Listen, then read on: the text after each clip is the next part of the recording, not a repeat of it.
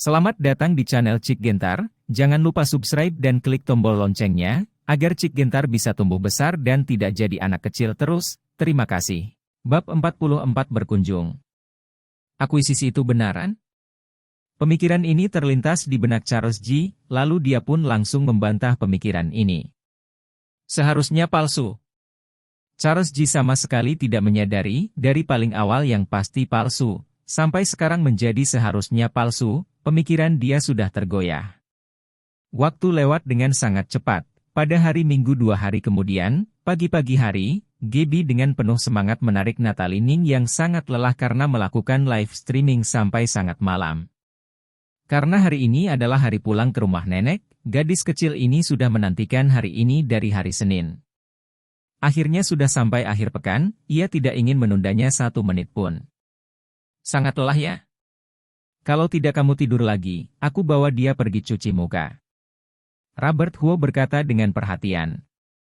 Tidak apa-apa, kamu juga sibuk bukan? Natalie Ning sambil menggelengkan kepala, menepuk-tepuk wajahnya, agar dirinya menjadi lebih segar. Sekarang pada dasarnya toko Taobao sekarang ditangani oleh dirinya, pagi dia sibuk dengan memperbarui persediaan, membalas pesan customer, malam dari jam 7 sampai jam 1. Ia terus melanjutkan live streaming selama 4 jam. Ditambah dengan dirinya masih harus memperhatikan pendidikan Gaby, ini membuat Natalie Ning hampir tidak memiliki waktu untuk beristirahat, tiba-tiba ia tidak bisa beradaptasi dengan intensitas seperti ini. Untung Robert Huo beberapa hari ini tidak berangkat kerja, dan banyak membantunya, kalau tidak, Natalie Ning benar-benar akan sibuk sampai pingsan. Masalah suaminya tidak pergi bekerja. Awalnya Natalie Ning merasa curiga, tapi karena Nova Ji sendiri yang meneleponnya dan memberikan penjelasan kepada dirinya, berkata kalau dirinya harus bekerja sama dengan Robert Huo untuk bersandiwara, perannya Robert Huo adalah berdiam di rumah tidak pergi kemana-mana. Kalau hanya Robert Huo sendiri saja yang berkata demikian, mungkin Natalie Ning tidak akan percaya, tapi ucapan dari Nova Ji, dirinya masih percaya. Tidak peduli kedua ingin menyandiwarakan adegan seperti apa, dia tidak akan ikut campur. Setelah cuci muka dan makan, lalu berberes dengan sederhana, Robert Huo mengganti pakaian kasual yang baru. Modelnya sangat sederhana, mirip dengan pakaian olahraga yang disebutkan sebelumnya, Natalie Ning menyarankan dia untuk membelinya. Karena akan pulang, bagaimanapun hasilnya, setidaknya harus tampil lebih terseri. Robert Huo juga tidak membantah, orang mengandalkan pakaian, dan kuda mengandalkan pelana, tidak salah berpakaian bagus. Bahkan Gaby pun sengaja mengganti menjadi rok suspender, dan terus bertanya apakah dirinya terlihat cantik. Tentu saja cantik, wanita cantik. Robert Huo memuji dengan sambil tersenyum. Gaby sambil merangkul tangannya dengan senyum manis, walaupun masih berumur 7 tahun, namun tingginya sudah hampir 130 cm, wajah yang cantik ini, benar-benar mewarisi kecantikan Natalie Ning, tampak seperti gadis cantik. Sambil membawa kue bulan yang dibeli untuk orang tua, dan kepiting yang sengaja dipilih oleh Robert Huo kemarin di pasar seafood, satu keluarga memanggil taksi, dan menuju ke rumah orang tua. Setelah 20 menit kemudian, taksi tersebut berhenti di sekitar toko buah.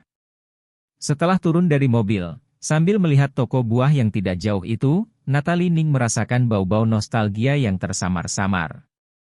Beberapa tahun tidak pulang kemari, lalu melihat semuanya yang terlihat familiar ini, dia pun memiliki rasa seperti tidak nyata. Atau dengan kata lain, tidak memiliki kepercayaan diri yang cukup. Saat ini, seorang ibu yang sedang membuang sampah di jalan melihat dia, lalu melihatnya dengan detil, tiba-tiba berkata dengan terkejut, "Duh, ini bukannya Natalie, sudah beberapa tahun tidak bertemu ya?" "Iya, halo Tante Xiao." Natalie Ning menyapa ibu tersebut. "Baik, kamu ini, beberapa tahun tidak bertemu tetap terlihat begitu cantik," kata Tante Xiao, lalu ia melihat ke Robert Huo yang ada di samping Natalie Ning, dan kado yang dibawa di tangan, tersenyum dan bertanya, "Kenapa, datang memberi kado kepada ayah dan ibu kamu ya?" "Ya, kalau begitu cepat pergilah, nanti kalau sudah tidak ada urusan lagi datang ke rumahku ya." "Iya, terima kasih Tante Xiao." Natalie Ning berkata dengan sangat sopan. Setelah Tante Xiao pergi, Natalie Ning menghelakan nafas dengan dalam, lalu berkata kepada Robert Huo, kalau begitu kita ke sana yuk. Bisa terlihat, kalau dirinya terlihat sangat canggung, malah Robert Huo yang terlihat sangat tenang. Semua yang ada di sini, bagi Shaun Li mungkin sangat tidak cocok, namun bagi Robert Huo, sama seperti pertama kali ia pulang kemari. Dan sifat dia juga tidak seperti Shaun Li yang pengecut, kepercayaan dirinya, cukup membuat dia menghadapi segalanya dengan hati tenang. Saat sekeluarga sampai di depan toko buah, Tante Xiao sedang berdiri di depan toko dan menyapa Cornelia Deng. Penglihatan Gaby yang tajam, langsung melihat Cornelia Deng yang ada di dalam, langsung berteriak dengan senang, "Nenek! Aduh cucu kesayanganmu sudah datang, pergilah, aku pulang dulu." Tante Xiao sambil pergi dengan tersenyum. Saat Cornelia Deng keluar dari toko buah, dan melihat Natalie Ning, dengan tidak sadar ia ingin maju ke depan, tapi melihat Robert Huo yang berdiri di samping, ia menghentikan langkahnya lagi. Terhadap menantu ini, Cornelia Deng sangat tidak suka dengannya, biarpun Yu Jinning beberapa hari ini sudah menceritakan banyak hal baik tentang dirinya, Cornelia Deng dan Ardi Ning juga tidak memiliki niat untuk mengubah pemikiran mereka. Namun Gaby tidak peduli begitu banyak, dengan senang ia berlari dan memeluknya, "Nenek, aku kangen dengan kamu." Mendengar suara cucunya yang lucu dan hangat itu, hati Cornelia Deng merasa tidak enak, buru-buru membungkuk dan memeluknya, berkata, "Nenek juga kangen dengan kamu." Gaby tersenyum, dan berkata, "Hari ayah ibu dan aku datang bersama-sama, ayah membeli kepiting yang super besar untuk kalian." Gadis kecil ini sangat pintar, ia tahu hubungan kakek nenek dengan ayah kurang baik, jadi ingin mengatakan hal yang menyenangkan untuk menghangatkan suasana. Cornelia Deng melihat sekilas ke Robert Huo, dengan datar ia berkata, tidak punya nasib baik, tidak sanggup makan barang sebagus itu. Di saat yang sama, Ardi Ning dan Yu Jinning juga keluar dari toko buah. Toko tersebut dipulih kembali ketika pembongkaran, lantai pertama dan lantai kedua dijual bersama, ditambah dengan toko buah juga tidak memerlukan tempat yang begitu besar. Lalu mereka pun mengubah lantai 2 menjadi kamar, dan rumah yang dibongkar itu, disewa dalam jangka panjang. Tadi mereka semua sedang sarapan, mendengar suara Gaby baru keluar untuk melihat-lihat. Melihat anak mereka datang, Ardi Ning juga sama seperti Cornelia Deng, seperti ingin mengatakan sesuatu, namun ketika melihat Robert Huo, langsung terdiam lagi, wajah pun terlihat dingin. Melihat ekspresi mereka berdua, hati Natalie Ning merasa sedih. Namun tidak tahu harus mengatakan apa, hanya bisa memanggil, "Ayah, Ibu." Yu Jinning adalah orang yang pintar, langsung berkata, "Wah, kakak sudah kemari, cepat, masuk ke dalam, pasti belum sarapan kan? Tadi baru beli susu kedelai dan cakwe, dari toko Wang yang di ujung jalan itu, kamu paling suka." Sambil ngomong, Yu Jinning berlari ke sana untuk menarik Natalie Ning dan Robert Huo lalu berjalan masuk ke dalam toko buah. Ardi Ning langsung melototi matanya, berkata dengan marah, "Banyak sekali omong kosong kamu, kamu ingin makan masuk sana makan sendiri." Dengan sedikit kaku Yu Jinning menghentikan langkahnya, berkata, "Ayah, kakak datang melihat kamu dan ibu, bagaimanapun berikan sedikit muka kepadanya." "Berikan muka kepadanya? Aku masih ada muka." Ardi Ning berkata dengan semakin kesal. Lalu, dia melihat ke Natalie Ning, berkata, "Kamu adalah anakku, dulu iya, kedepannya juga iya, asal aku masih hidup, tidak akan kekurangan sesuap nasi untukmu di rumah, tapi kamu masuk, biar dia enyah dari sini." Ardi Ning tidak menyebutkan nama, namun siapapun tahu yang dia maksud itu siapa. Hati Natalie Ning semakin sedih, menundukkan kepala, berkata, "Ayah, Shaun, sebenarnya sudah banyak berubah. Kamu jangan coba mengelabui aku di sini, dia bisa berubah. Sulit mengubah anjing untuk tidak memakan kotoran. Dia adalah orang seperti apa, kamu tahu, aku juga tahu."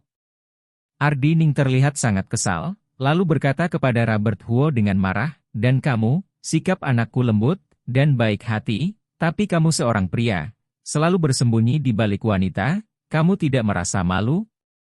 Jika masih punya malu, sekarang juga nyahlah, jangan sampai membuat aku memukul kamu dengan sapu." "Ayah!" Yu Jinning memanggilnya. "Kamu diam. Masuk ke dalam sana," kata Ardi Ning sambil marah. Yu Jinning masih ingin mengatakan sesuatu, namun ditahan oleh Robert Huo.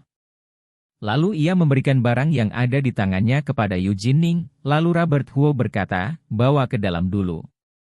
Yu Jinning mengambil kue bulan dan kepiting, melihat ke Ardining, lalu melihat lagi ke Robert Huo, akhirnya ia berkata dengan suara pelan, temperamen ayahku memang seperti itu, dulu ia sangat kesal kepadamu, jadi kamu bersabarlah.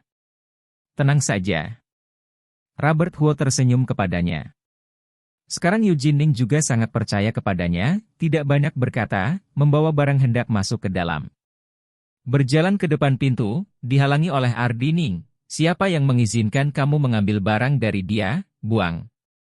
Saat ini, Robert Huo berkata, Anda marah kepadaku, aku paham, tapi kue bulan ini telah dipilih oleh Natalie dengan lama, mengingat Anda sudah berumur. Tidak boleh makan gula yang terlalu banyak, lebih memilih-milih makanan juga, jadi ia mencari dengan sangat lama baru menemukan kue bulan yang tanpa gula ini, rasanya juga enak, Anda membuangnya.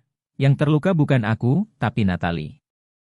Ardining tadi sudah hampir ingin merebut barang dari anak laki-lakinya yang tidak mau mendengarkan kata-katanya ini dan membuang barang tersebut, namun mendengar Robert Huo berkata demikian, gerakannya pun sedikit tertegun.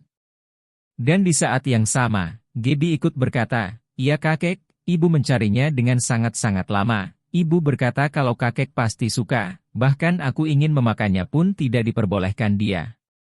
Ucapan Robert Huo, Ardining belum tentu percaya, tapi ucapan cucunya, dia percaya.